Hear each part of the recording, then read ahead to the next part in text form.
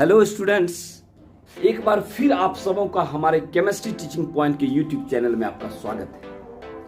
आज मैं जो आपके बीच जिस टॉपिक को लेके आ रहा हूं वह टॉपिक उन छात्रों के लिए बहुत ही लाभदायक है, बहुत ही इंपॉर्टेंट है जो अभी अभी मैट्रिक या 10th पास किए। और मुझे विश्वास है कि आप सभी छात्रों का 10th क्लास में बहुत बेहतर मार्क्स आया है और वैसे सभी छात्रों को मेरी तरफ से ढेर सारी बधाई तथा शुभकामनाएं। अब आता है क्वेश्चन कि 10th के बाद क्या करें। बहुत सारे छात्र 10th पास तो कर गए अच्छे नंबरों से, लेकिन उनके मन में कंफ्यूजन बना हुआ है कि 10th के बाद करें तो क्या करें, कौन सा स्ट्रीम लें, आर्ट्स लें कि साइंस लें कि कॉमर्स लें।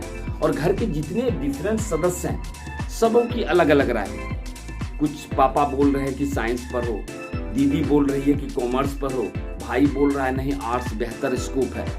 तो वैसे में क्या होता है कि जो स्टूडेंट है उसके दिमाग में बहुत सारा कंफ्यूजन क्रिएट हो जाता है कि करें तो क्या करें। इसीलिए आज का मेरा स्पेशल टॉपिक ही है कि 10th के बाद क्या करें, what to do after 10th class. यानी 10th के बाद हमारा क्या निर्णय होना चाहिए, किस किस कोर्स को हम कर सकते हैं और कौन सा कोर्स करें जिसका फ्यूचर ब्राइट हो। चलिए आज हम इसी टॉपिक को शुरू करते हैं। और यदि आप हमारा पहला व्यूअर हैं तो कृपया चैनल को सब्सक्राइब करना ना। चलिए तो आज का टॉपिक है 10th के बाद क्या करें। सबसे पहला तो क्वेश्चन ये आता है कि क्या करें, 10th के बाद क्या करें। और दूसरा क्वेश्चन आता है हाउ टू डू, कैसे करें।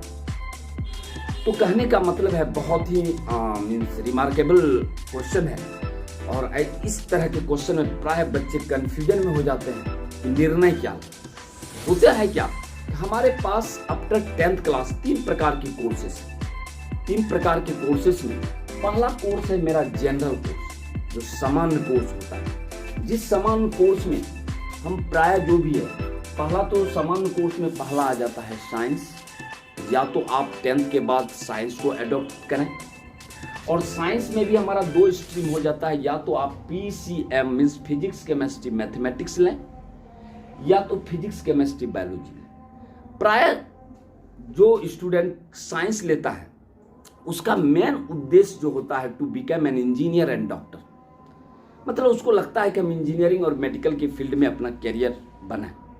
तो वैसे छात्र साइंस लेकर अगर आगे बढ़ें तो उसके लिए बेहतर स्कोप होगा। यदि आपका एम है to become an engineer and doctor तो आपके लिए साइंस जो है बहुत बेहतर ऑप्शन है। या डिफेंस में भी आप जा सकते हैं, NDA नेशनल डिफेंस एकेडमी। तो कहने का मतलब PCM मतलब फिजिक्स केमिस्ट्री मैथमेटिक्स।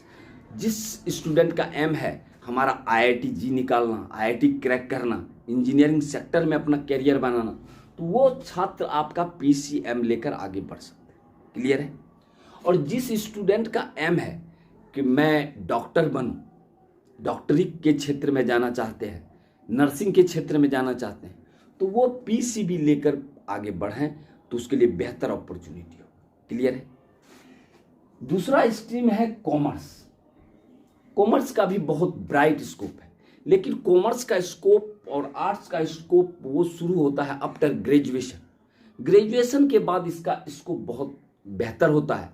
ग्रेजुएशन के बाद आफ्टर ग्रेजुएशन आप या तो चार्टर्ड अकाउंट या CA या CS, और अगर आर्ट्स लिए हैं तो आपका करियर UPSC हो गया, BPSC हुआ, या गवर्नमेंट जॉब के लिए अगर आप हैं एलिजिबल तो गवर्नमेंट जॉब के लिए आप कर सकते हैं।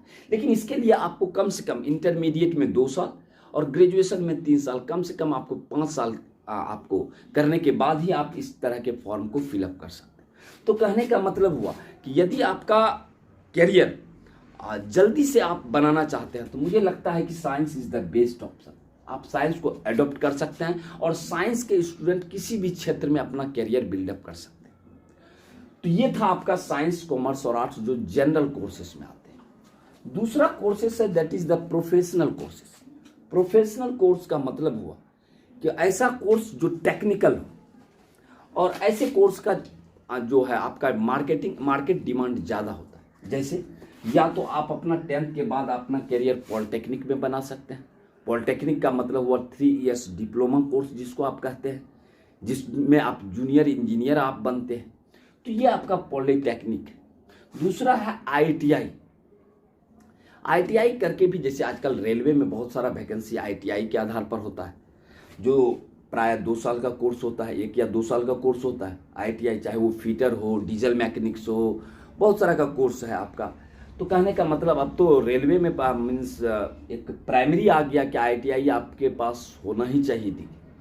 तीसरा है पैरामेडिकल में भी आप पैरामेडिकल में भी आप अपना करियर बिल्डअप कर सकते हैं। तो कहने का मतलब these are the professional courses. तीसरा जो कोर्स है, जो हम इस तरफ आप देखिए, आप नज़र उल्टाइए, तीसरा कोर्स है आपका, जरा गौर कीजिएगा, तीसरा कोर्स है आपका शॉर्ट टर्म कोर्स। अगर मान लीजिए कि आप 6 महीना, 2 महीना, 3 महीना का कोर्स करना चाहते हैं, शॉर्ट टर्म कोर्स, तो आप शॉर्ट टर्म कोर्स भी कर सकते हैं, जैसे डिप्लोमा इन साइबर सिक्योरिटी, 2 या 3 महीने का कोर्स, डिप्लोमा इन फोटोग्राफी में डिप्लोमा कर सकते हैं, या डिप्लोमा इन डाटा एंट्री में कर सकते हैं, या डिप्लोमा इन डेंटल मैकेनिक।